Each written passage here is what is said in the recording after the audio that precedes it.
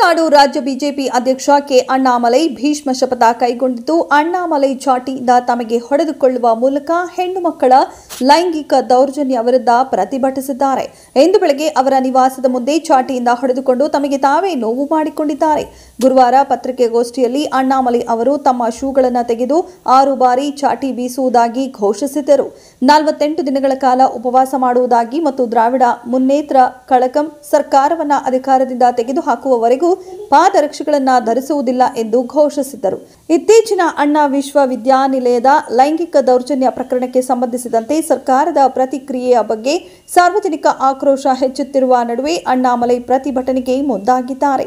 ಅವರ ಈ ನಡೆ ರಾಜಕೀಯ ಮತ್ತು ಸಾರ್ವಜನಿಕ ವೇದಿಕೆಗಳಲ್ಲಿ ಬೆಂಬಲ ಮತ್ತು ಚರ್ಚೆ ಎರಡನ್ನ ಹುಟ್ಟುಹಾಕಿದೆ. ಇದೆಷ್ಟು ಈ ಹೊತ್ತಿನ ಸುದ್ದಿ. ಮತ್ತಷ್ಟು ಸುದ್ದಿಗಳಿಗಾಗಿ ನೋಡ್ತಾ ಇರಿ ಸಿರಿ ಟಿವಿ.